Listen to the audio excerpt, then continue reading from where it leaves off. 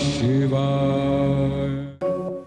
मैं ओंकार हूं, जगत में सभी का हित चिंतन करने वालों का मैं कर्णधार हूं।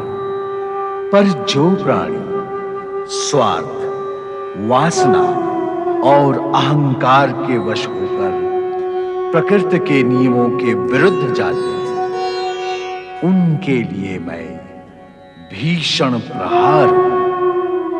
मैं ओंकार हूं। तारकासुर के दरबार में नारद उसका विरोध करते हैं। वे शिवपुत्र के विषय में बताते हैं। 2 असुर शिवपुत्र को समाप्त करने नक्षत्र लोक जाते हैं, किंतु घायल प्रलंबासुर आकर तारकासुर को मेघासुर के मारे जाने की सूचना देता है। स्वर्गलोक में देवर्षि नारद विलास में डूबे देवराज इंद्र को सजग व सचेत करते हैं। साथ ही सूचित करते हैं कि शिवपुत्र कार्तिकीय नक्षत्र लोक में पल रहे हैं। इंद्र वहां जाने का निश्चय करते हैं। माताएं, अब आप मेरी चिंता ना करें, निश्चिंत होकर अपना कार्य करें। शिव पंचाक्षरी मंत्र ही मेरा रक्षा कवच है। अब मुझे नींद आ रही है, मैं सो जाता हूँ। ओम नमः शिवाय।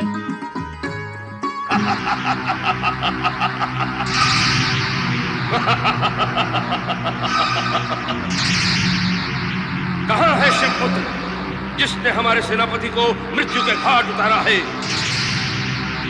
कहाँ है शिवपुत्र? कहाँ है वो शिवपुत्र? वो शिव के रक्षा कवच में सोया हुआ है। यही है वो शिवपुत्र, यही है।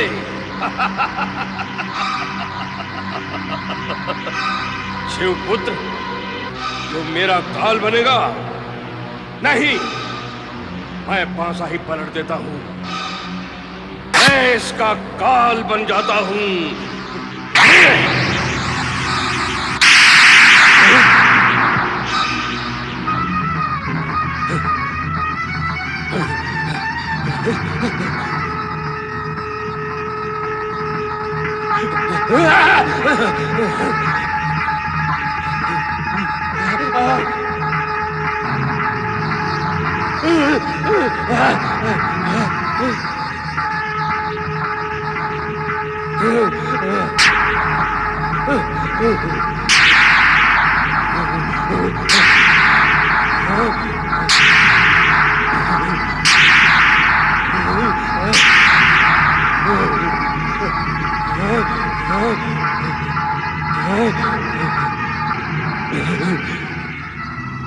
हर हर महादेव, हर महादेव।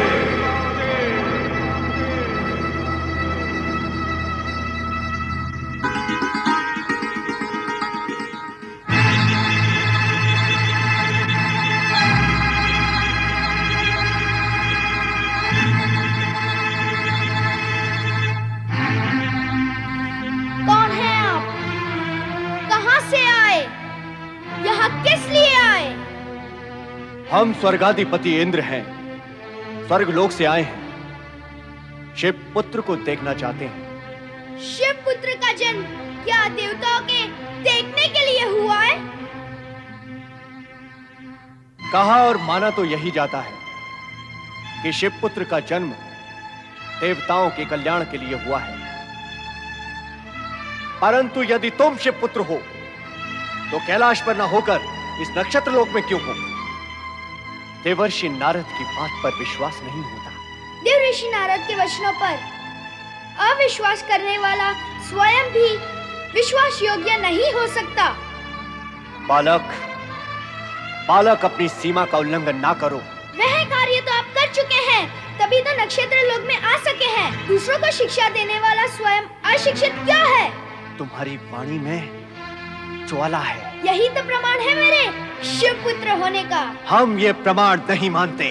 तो लौट जाओ अपने स्वर्ग में। किसने बुलाया था आपको प्रमाण प्रस्तुत करने के लिए? चला जाऊंगा, चला जाऊंगा। पहले तुम्हें सुदंडता का दंड तो दे दो। ओम नमः शिवाय।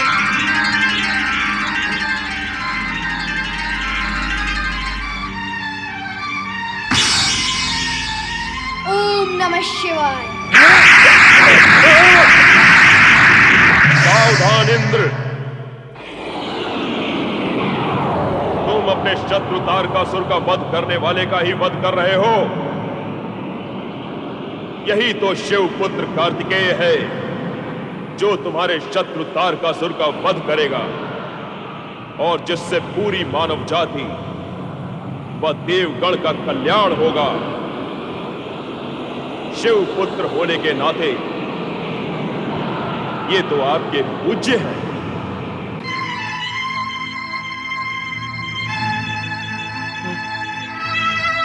क्षमा करें कुमार कार्तिकेय, मुझे क्षमा करें।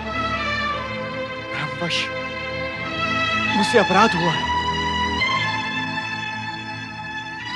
कार्तिकेय से क्षमा याचना करने के पश्चात इंद्र के संदेह का समाधान हो गया। कार्तिकेय साक्षात शिव शक्ति के अंश हैं तथा शिव पार्वती की ही भांति सुंदर, तेजस्वी, ओजस्वी और स्वयं में संपूर्ण है। देव और जन कल्याण के लिए जिनका जन्म हुआ, जो सुखदाता है, किंतु माता पार्वती इस सत्य से अनभिज्ञ है कि इस जगत में उनके यशस्वी पुत्र का जन्म हो चुका है। ओम नमः शिवाय। ओम नमः शिवाय। भगवान भोलेनाथ शिव शंकर की जय। भगवान शिव शंकर और माता पार्वती की जय। ओम नमः शिवाय। ओम नमः शिवाय। ओम नमः शिवाय। ओम नमः शिवाय। ओम नमः शिवाय। ओम नमः शिवाय। ओम नमः शिवाय। ओम नमः शिवाय। ओम नमः शिवाय।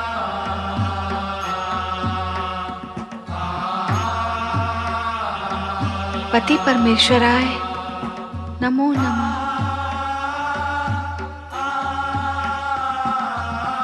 हाथ में पुष्प, मन में प्रेम भाव, फिर मुख पर विषाद क्यों देवी?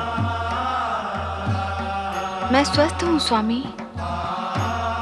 एक शुभ समाचार सुनो और स्वस्थ हो जाओगी। कैसा समाचार स्वामी? जिस पुत्र की प्राप्ति के लिए तुम वर्षों से ललायत थी, अब वो 10 वर्ष का कुमार हो चुका है।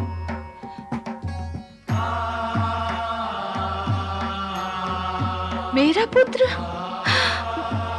मेरा? हाँ देवी, तुम्हारा पुत्र, जो 10 वर्ष पूर्व अपनी माँ बस स्वामी बस। प्रतिकूल परिस्थितियों में मेरे पुत्र ने जन्म लिया जिसका मुझे ज्ञान नहीं रहा, किंतु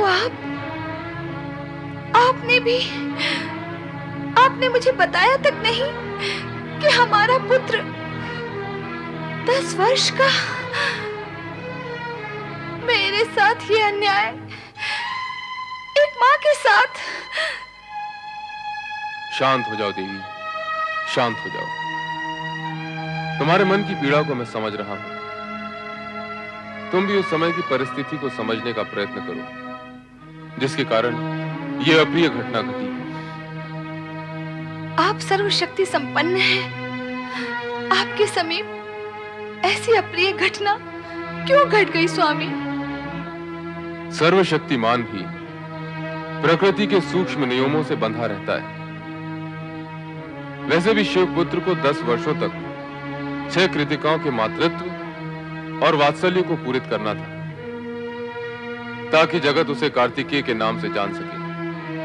आश्चर्य तो यह है स्वामी कि मुझे इस सत्य का ज्ञान और भान तक नहीं हुआ। कैसे होता?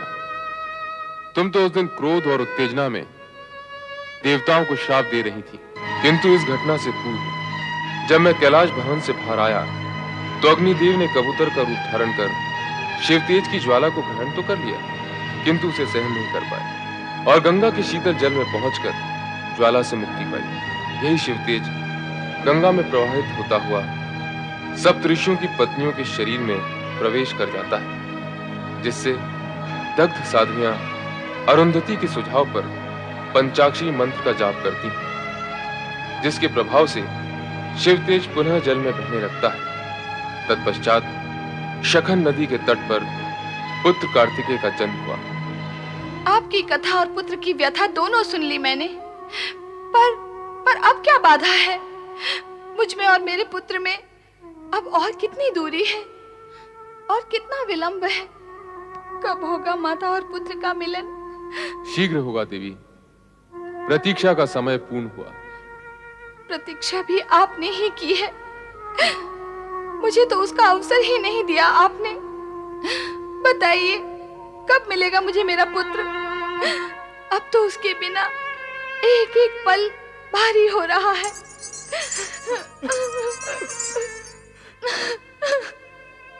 पुत्र नंदी, आज्ञा करें प्रभु। गणों को लेकर तुरंत नक्षत्र लोक जाओ। कृतिकाओं को हमारा संदेश देना और कुमार कार्तिकेय को शीघ्र लेकर आओ। आपकी आज्ञा का पालन होगा स्वामी।